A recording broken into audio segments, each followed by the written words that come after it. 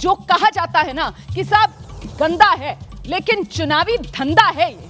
मैं बात कर रही हूं धनबल और बाहुबल की। धनबल तो काफी हद तक चुनाव आयोग कंट्रोल कर लेता है, लेकिन जब बात बाहुबलियों की होती है, बाहुबल की बात होती है, तो फिर नेता ये कहकर पल्ला झाड़ लेते हैं कि जनता जनार्दन है, जनता जिसे चाहे जिता दे, जिसको चाहे हरा दे। ये देख लीजिए आप बिहार चुनाव में, ये बाहुबलियों के चेहरे हैं। खुद बाहुबली बिहार के चुनाव में 9 अपने दम पर जो चुनाव मैदान में उतरे हुए हैं और कोई दल इसमें पीछे नहीं है। आप देख लीजिए कुचायकोट अमरेंद्र पांडे, ये लगातार 3 बार से ये सीट जीत रहे हैं जेडीयू के लिए। इसके अलावा आप आरजेडी के रितलाल यादव को देख लीजिए, 2020 में दानापुर जीते थे, एक बार फिर से चुनाव मैदान में है, जेल में है। और इनके प्रचार के लिए कौन गया था? लालू प्रसाद यादव गए थे। बीमार हैं लालू प्रसाद यादव, लेकिन रितलाल यादव के लिए लालू प्रसाद यादव जो हैं वो रोड शो करने के लिए गए थे।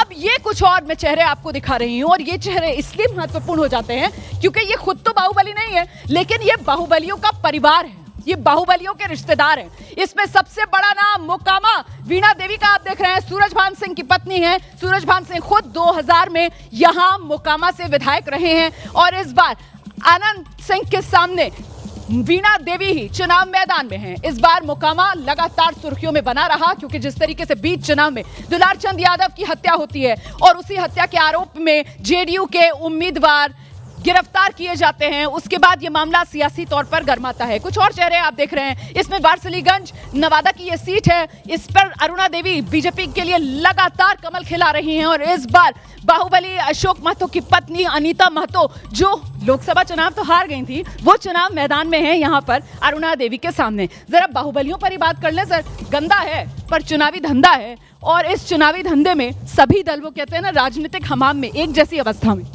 देखिए, जब पार्टियां चुनाव लड़ती हैं तो सबसे इम्पॉर्टेंट चीज़ उनके लिए है चुनाव जीतना।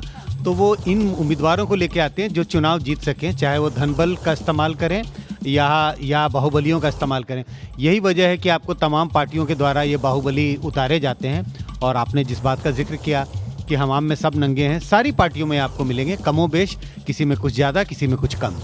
बाहुबलियों का वैसे प्रभाव भी बड़ा होता है, पार्टी बदल लेते हैं, लेकिन इनके फॉलोअर्स और हार ऐसा नहीं है कि इनको आसानी से मिल जाती है, लगातार अपने गढ़ बनाकर जीत हासिल करते रहते हैं। इस बार तो वैसे भी चुनाव में बम्पर वोटिंग हो गई है, बम्पर वोट, किसे फायदा किसे चोट। आदेश, देखिए, मुझे लगता है कि मैं डेवन से की बात बोल रहा हूँ कि ये जो चुनाव है कि रोजगार की गारंटी वर्सेस लाभार्थी वर्ग के बीच में है। रोजगार की गारंटी आरजेडी की है और लाभार्थी वर्ग जेडीयू का, नीतीश कुमार जी का।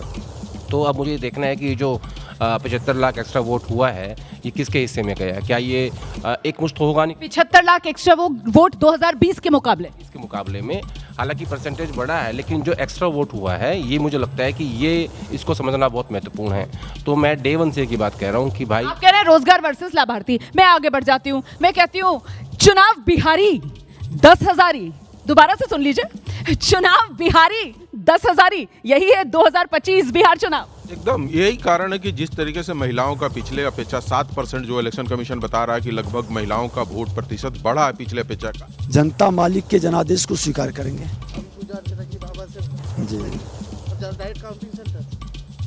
बस माता का दर्शन करके जाएंगे। विजय सिन्हा को आप सुन रहे थे, डिप्टी सीएम है और लखीसराय सीट से एक बार फिर चुनाव मैदान में है। कह रहे जनता मालिक है। खैर, नेता जब तक नतीजा ना आएगा लगातार अपनी जीत का दावा करेगा। हम बात कर रहे थे चुनाव बिहारी 10,000। हाँ, मैंने वही बताया कि जिस तरीके से महिलाओं को इन्होंने दिया है और इस बार महिलाओं का प्रतिशत बढ़ा है, वोट प्रतिशत, तो ये मान के चला जा रहा है। और दूसरी बात है कि सामने चेहरा कोई बड़ा नीतीश को गिराने के लिए या उनके इमेज को रोकने के लिए आप काउंटर नहीं कर पाए उस 20 साल के शासन को, जिस पे बेरोजगारी की बात कर सकते थे, जिस पे डेवलपमेंट की बात कर सकते थे, आप काउंटर कर ही नहीं पाए। तो आप ये कह रहे हैं कि तेजस्वी नीतीश के सामने चेहरा नहीं बन पाए? नहीं, ऐसा नहीं है। 34 बनाम, मैं बार बार कह रहा हूँ 34 माफ़ कीजिएगा, 36 बनाम 74, तो ऐसा नहीं है कि चेहरा नहीं है। डिप्टी सीएम रहे हैं और उनके अपने प्रोमिसेस है। देखिए, Nitish Kumar sitting chief minister 20 साल से, तो नेचुरली मैंडेट तो उन्हीं के खिलाफ, जनता को ये तय करना है कि उनको रिपीट करना है कि नहीं करना है। हायर वोटर्स टर्नआउट हम ऑर्थोडॉक्स, जैसे मैं आपसे पहले भी कह रहा था, लेकिन 2005 आप याद करिए, जब लालू यादव हटे सत्ता से, जब आए थे 1990 में तो वोटर्स रिकॉर्ड टर्नआउट था, और जब हटे सत्ता से तो लोवेस्ट एवर में। सो ऐसा एब्सोल्यूट फॉर्मूला नहीं है, इसलिए देखना बड़ा दिलचस्प होगा। एक बात और मैं आपको बता, मैं आऊंगी आपके पास दोबारा, मेघा के पास चलते हैं। जो बात वहां पर हो रही है, सब बम्पर वोटिंग हुई है, तो ये बम्पर मतदान किसका कल्याण? नहीं, ये इस बात पर हम लोगों ने बहुत चर्चा करी है। जो डेटा देखी है रोमाना, उससे सिर्फ दो बातें समझ में आ रही है। बम्पर वोटिंग हुई है महिलाओं के द्वारा और युवाओं के द्वारा। महिलाएं किस तरफ गई हैं वो काफ़ी क्लियर है, युवा किस तरफ गए हैं उस पर थोड़ा संशय है, क्योंकि युवा किस मुद्दे पर बाहर निकलकर वोट किए हैं ये मुद्दा समझना बहुत ज़रूरी है। अगर वो बेरोजगारी का मुद्दा है तो ये मतदान एनडीए अलायंस के तरफ शायद नहीं है, लेकिन युवा क्यों बाहर आया है, क्या जन स्वराज के लिए बाहर आया है? यहाँ आई थिंक आज खेल जो है ना वो युवाओं के वोट को लेकर बहुत जबरदस्त होगा। बिहार का चुनावी मेला मतलब बाकी है सियासी खेला? डेफिनेटली अभी जब काउंटिंग चालू होगी तो हम लोग को 2020 की तरफ अपना देखना पड़ेगा। चुनाव काफ़ी क्लोज थे उस टाइम भी, तो इस बार काउंटिंग कैसी होती है, इस बार अलग अलग क्षेत्र में पार्टियां कैसा कैसा परफॉर्म करती है वो देखना काफ़ी। तो बार बार यही कह रहे हैं कि ना मामला नजदीकी रहने वाले। विवेश जी के पास आती हूँ सर, वहां पर मेघा जो है वो युवाओं की बात कर रही थी। अच्छा, युवा वोटर की अगर बात की जाए, क्योंकि जातियों में बांटकर तो हम देखते हैं, लेकिन युवा वोटर और वो भी 18 से लेकर 39 साल तक का जो वोटर है वो करीब 48% उसकी आबादी है बिहार के वोटर्स में। तो कुल मिलाकर यही निर्णायक साबित होने वाला है क्या? क्या जाति से ऊपर उठकर इस बार बिहार का वोटर वोट दे रहा है क्या? बिहार के वोटर जाति से ऊपर उठकर वोट दे, ये इस पर विश्वास नहीं होता है। लेकिन हाँ, युवाओं का एक वर्ग ऐसा है जो कुछ परिवर्तन चाह रहे थे। पिछले लंबे समय से जो सरकारें रही हैं उससे अलग कुछ चाह रहे थे बिहार के युवा। लेकिन सबसे बड़ी भूमिका रहेगी योजनाएं जो आई हैं, सरकार ने जो लोक लुभावन वादे किए हैं, घोषणाएं की हैं। 10,000।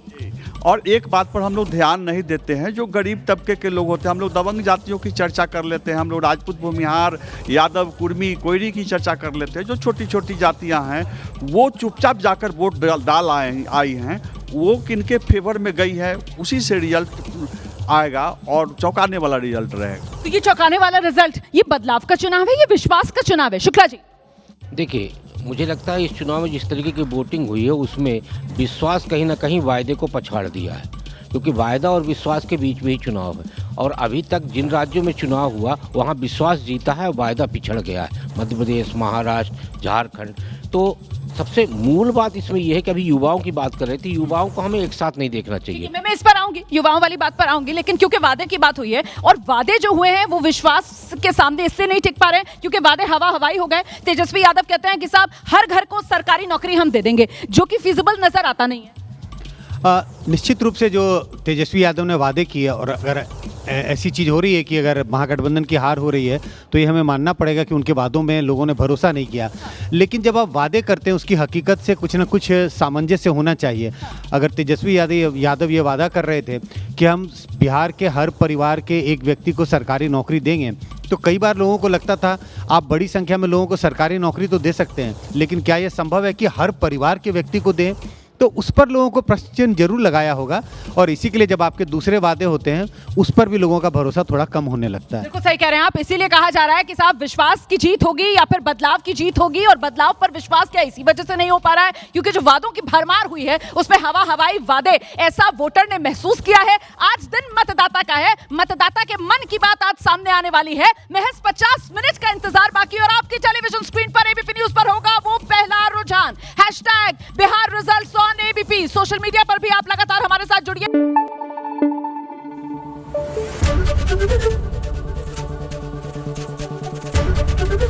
एबीपी न्यूज आपको रखे आगे।